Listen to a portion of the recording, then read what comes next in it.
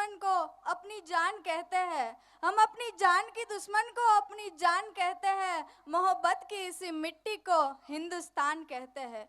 जो दुनिया में दिखाई दे उसे कहते हैं खामोशी, जो दुनिया में दिखाई दे उसे कहते हैं खामोशी, जो आंखों में दिखाई दे उसे तूफान कहते हैं। ये जो दीवार का सुराख है साहब, चाइना, अमेरिका, पाकिस्तान साजिशों का हिस्सा है, मगर हम इसे अपने घर का राशनदान कहते हैं, मगर हम इसे अपने घर का राशनदान कहते हैं।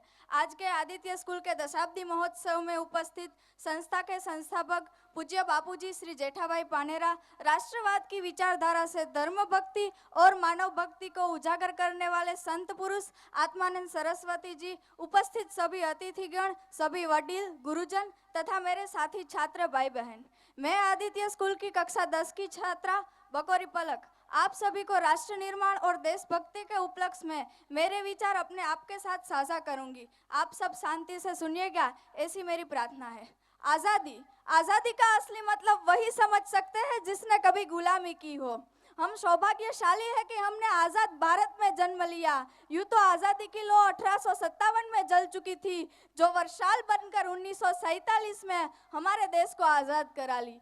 प्राचीन, मध्यकालीन और वर्तमान भारत के उदाहरणों से स्पष्ट करना चाहूंगी कि जब हम फिरंगियों के फेरे में फंस गए थे, तब रंग दे बसंती चोला की एक आवाज पर टोले के टोले उमड़ आते थे और उनके वंदे मातरम के नारों से खून में आने वाला 5-5 डिग्री का तूफान अंग्रेज शासकों की जड़ों में तूफान ला देता था। लोग मर जाते थे, मिट जाते थे, फांसी चढ़ जाते थे, तो वो भी अपनी देशभक्ति साबित कर रहे होते थे, क्योंकि ये उस दौर की देशभक्ति की कसौटी थी। उसके बाद 62, 65 और 71 के युद्धों में अपना सुहाग गवा देने वाली औरतें, जब घर के हालात ये हो जाया करते थे कि प्यार भी भरपूर गया, मांग का सिंदूर गया, नन्हे नौनी हालों की लंगूटियां चली गई, छोटी छोटी बेटियों की चोटियां चली गई, बाप की कमाई गई, भाई की पढ़ाई गई, एक ऐसा विस्फोट हुआ, पता चला ही नहीं, पूरे जिस्म की कहीं बोटियां चली गई। और आपके लिए तो एक आदमी मरा है साहब, किंतु मेरे घर की तो रोटियां चली गई, मेरे घर की तो रोटियां चली गई वाले हालात पैदा हो जाने के बावजूद भी एक माँ अपने बेटे को सरहद पर दुश्मनों की धज्जियां उड़ा देने के लिए भेज देती थी और उसे यह खत लिखाकर यह भेजा करती थी कि अम्मा ने खत लिखा है बड़े ही चाव से, पुत्र मेरे ना घबरा जाना, एक इंच भी पीछे ना हटना, चाहे इंच इंच कट जाना, चाहे इंच इंच कट जाना। और इसी तरह पूरा परिवार अपनी देशभक्ति साबित कर रहा होता था। तब देश बलिदान मांगता था, तब देश लड़ जाने को कहता था, तब देश मर जाने को, मिट जाने को, फांसी चढ़ जाने को कहता था। लेकिन आज देश लड़ जाने को नहीं कहता, आज देश मर जाने को, मिट जाने को, फांसी चढ़ जाने को नहीं कहता।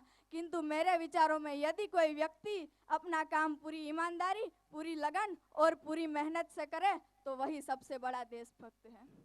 मैं नहीं मानती कि फेसबुक और व्हाट्सएप की डीपी को 3 रंग में रंगना ही देशभक्ति है।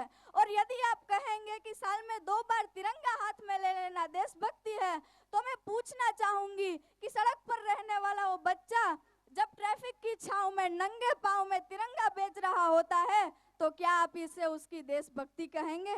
ये उसकी देशभक्ति नहीं, किंतु उसके पेट के भूख की शक्ति है जो उसे ऐसा करने पर मजबूर करती है। क्योंकि न मस्जिदों को जानते हैं, न शिवालयों को जानते हैं, न मस्जिदों को जानते हैं, न शिवालयों को जानते हैं। जो पेट के भूखे होते हैं वो सिर्फ भोजन के निवालों को जानते हैं, वो सिर्फ भोजन के निवालों को जानते हैं। अपने परिवार, अपने समाज, अपने राष्ट्र के प्रति समर्पण का भाव है देशभक्ति। और हर एक देशद्रोही के जीवन में आने वाला तूफान है हमारी सच्ची देशभक्ति, ताकि हर देशद्रोही ये समझ सके कि अगर तू परिंदा है तो ये आसमान तेरा है, अगर तू दरिंदा है तो ये शमशान तेरा है।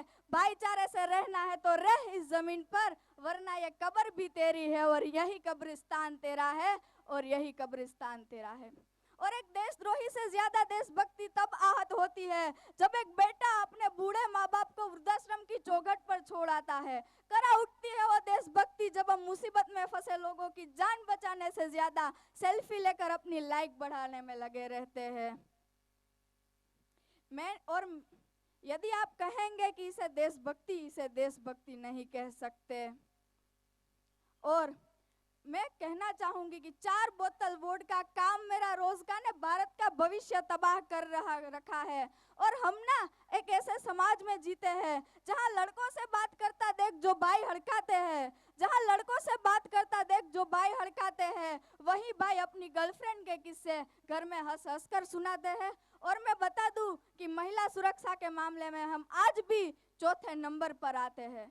हम ना एक ऐसे समाज में जीते हैं जहां पत्थर की मूरत को लगते हैं 56 भोग, जहां पत्थर की मूरत को लगते हैं 56 भोग, और भूखे तड़पते नंगे सो जाते हैं लोग, और भूखे नंगे तड़पते सो जाते हैं लोग। मजदूर को मजदूर समझिए, मजबूर नहीं, गरीब को काम दीजिए, दान नहीं। और अगर दान देने के इच्छुक है तो जीते जी रक्त दान दीजिए, मरने के बाद अंग दान देकर किसी मरते हुए को जीवन दान दीजिए। यही सच्ची देशभक्ति है और यही सच्चा राष्ट्र प्रेम है।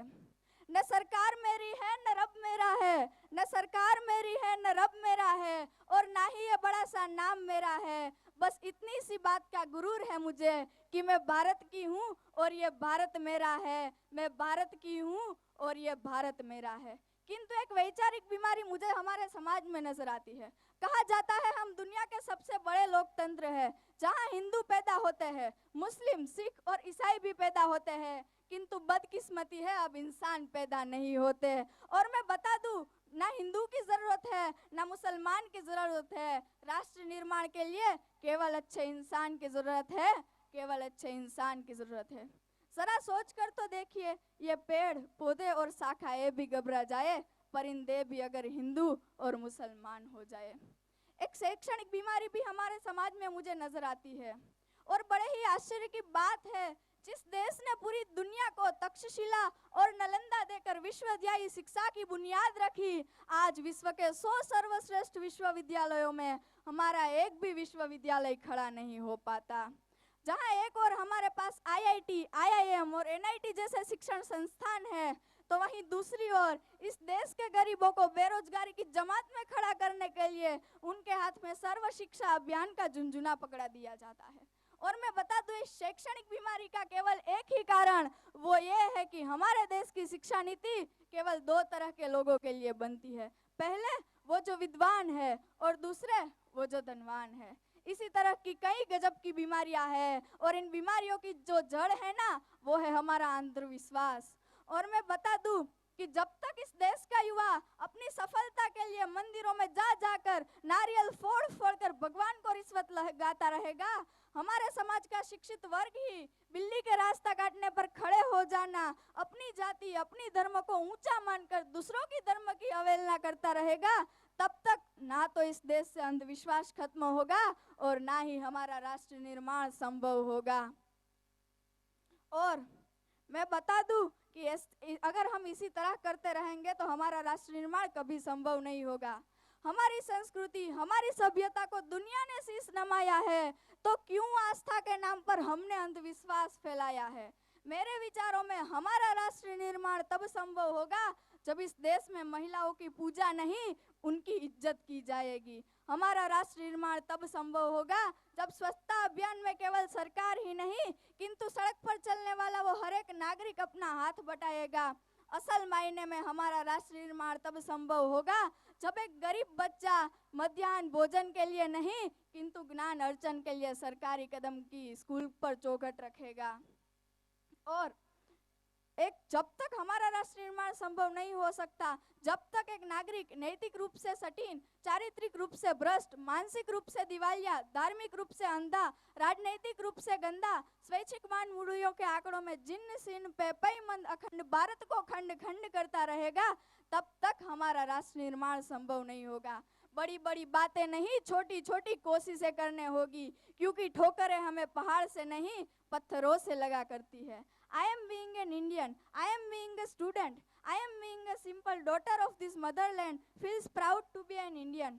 और मैं सैल्यूट करना चाहूंगी सरहद पर हमारी रक्षा के लिए दिन रात खड़े हर उस जवान को, इस देश की पुलिस, प्रशासन और किसान को और इस देश के हर उस नागरिक को जो अपना काम पूरी मेहनत, पूरी ईमानदारी और पूरी लगन से करते हैं, जिनके बिना राष्ट्र निर्माण की कल्पना करना भी असंभव सा लगता है। और आज इस मंच पर मैं भारत की बेटी पूरी जिम्मेदारी के साथ यह कहती हूँ कि हमारा राष्ट्र निर्माण तब संभव होगा जब हम सभी, मैं, आप, हम सब मिलकर प्रयास करेंगे, क्योंकि हमारे देश की जिम्मेदारी नहीं है हमें आगे ले जाने की, बल्कि हमारी जिम्मेदारी है अपने देश को आगे ले जाने की, अपने राष्ट्र को आगे ले जाने की, अपने वतन को आगे ले जाने की।